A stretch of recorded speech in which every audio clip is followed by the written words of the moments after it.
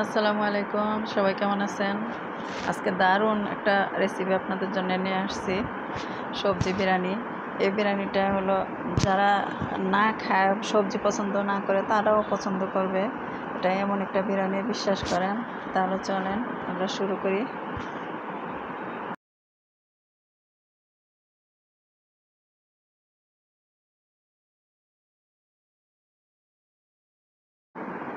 প্রথমে এখানে আমি সব ধরনের সবজি দিয়ে দিলাম: আলু, টমেটো, গাজর, পেঁয়াজকলি, বরবটি, ফুলকপি, তারপরে ব্রকলি।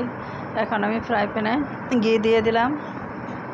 ঘি প্রথমে দেওয়া, তেল পরে কিছু তেল দিয়ে দিছি। এখন পেঁয়াজ দিয়ে দিলাম।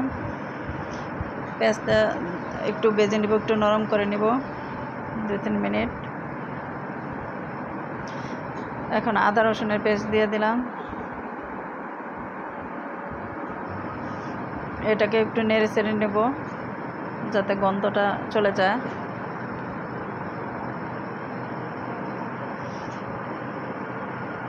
এখন বিরিয়ানির মশলা দিয়ে দিলাম, মরিচের গুঁড়া দিয়ে দিলাম, লবণ পরিমাণ মতো, আর একটু নেড়ে ছেড়ে নেব। টক দই,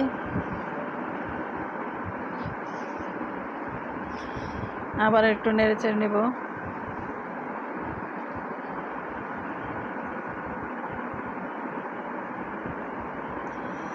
জিরার গুঁড়া। এখন সবজিগুলো দিয়ে দিচ্ছি একে একে, সবগুলা সবজি। প্রথমে আলু, টমেটো, বরবটি, গাজর, পেঁয়াজকলি, সবগুলা সবজি একে একে দিয়ে দিলাম। এখন নেড়ে চেড়ে নেব। আর আছে মটর, হাই হিটে নেড়ে চেড়ে নেব।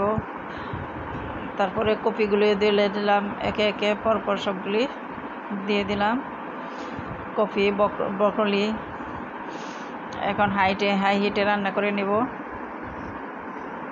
চিনি, লেবুর রস,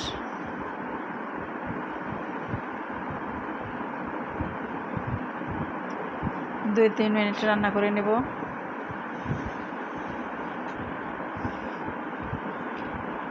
এই তো ভেজিটেবল রেডি হয়ে গেছে। এখন আমি পরবর্তী স্টেপে চলে যাব। এখন চাল রান্না করব। পোলার চালটা রান্না করে নেব। পোলার চালটা প্রথমে ভিজিয়ে নিছি, ধুয়ে ভিজিয়ে রাখছি 10-15 মিনিট।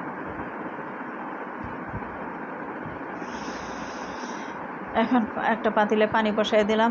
পানির মধ্যে এলাচি, দারচিনি, তেজপাতা, লং দিয়ে দিলাম, সামান্য তেলও দিয়ে দিলাম।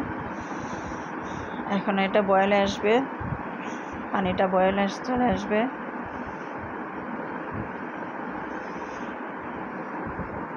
পানিটা বগল আসলে চালগুলি দিয়ে দেব। পরিমাণ মতো, চাউলের পরিমাণ মতো লবণ দিতে হবে, কারণ সবজির মধ্যে তো আগে লবণ দেওয়াই হয়েছে। এখন চালে যতটুকু লবণ লাগছে ততটুকু দিয়ে দিছি। এখন চালটা 80% ফুটিয়ে নিতে হবে।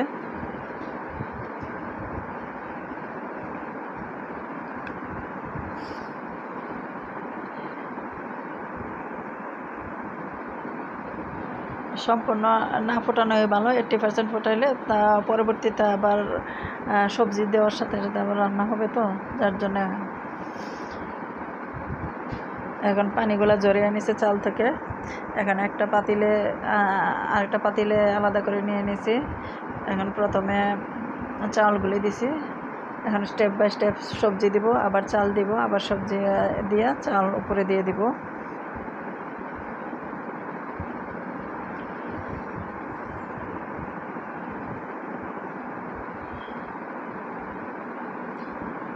এখন ডেকে দিব।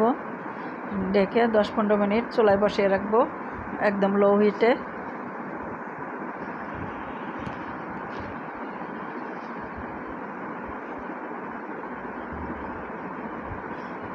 কয়েকটা কাঁচামরিচ দিয়ে দিলাম।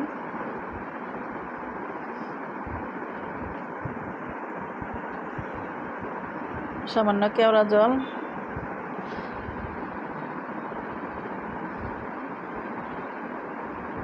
এই তো বিরিয়ানি, সবজি বিরিয়ানি রেডি।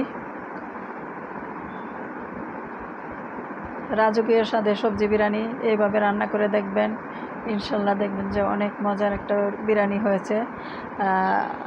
মাংস ছাড়াও বিরিয়ানি খাওয়া যায়, এইভাবে সবজি বিরিয়ানি রান্না করলে সবাই চেটেপুটে খাবে ইনশাল্লাহ, ছোটো বড়ো সবাই পছন্দ করবে।